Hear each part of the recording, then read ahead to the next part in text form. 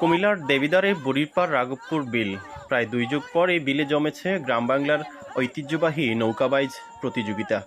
নানা রঙে নৌকা ও বৈঠা রাঙিয়ে এসেছেন মাঝি মাল্লারা, গাইছেন গ্রামীণ নানান গীত। হাজারো মানুষের ভিড় জমেছে সেখানে, যেন ফিরে এসেছে সেই ঐতিহ্যের আনন্দ। আরে বিসমিল্লাহ বলিয়া এই নৌকাটি সরাই দেন ভাই, এই জায়গাটা একটু সরাই দেন আপনারা। আরে দৈন্য মায়ের দৈন্য পুত্র পশ্চিমিয়া নাম মাঝের নৌকাগুলো সরিয়ে দেন একটু সাইড। নৌকার মাঝে ঢোলের তালে নাচছেন মাল্লা, সেই সুরে বাইছেন বৈঠা। দর্শনার্থীদের মন রাঙাতে মাথায় বেঁধেছেন নানান রঙের কাপড়। রঙে আঁকা নৌকায় সব মাল্লার এক পোশাক। কোষা, ডিঙ্গি, লেবাসহ বড় ছোট অর্ধশতাধিক নৌকা নিয়ে প্রতিযোগিতায় অংশ চলছে।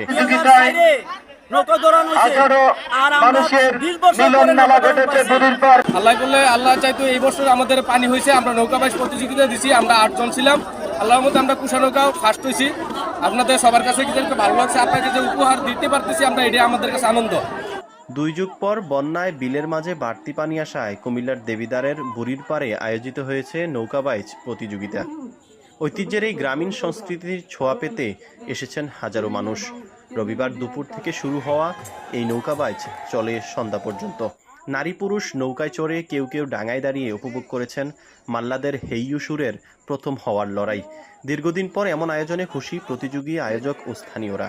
তারা বলছেন গ্রাম বাংলার ঐতিহ্য রক্ষায় প্রতি বছর আয়োজনের কথা।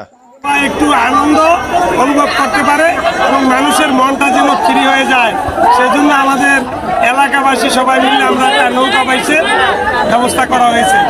আরও এরকম প্রথম পুরস্কার একটি খাসি, দ্বিতীয় পুরস্কার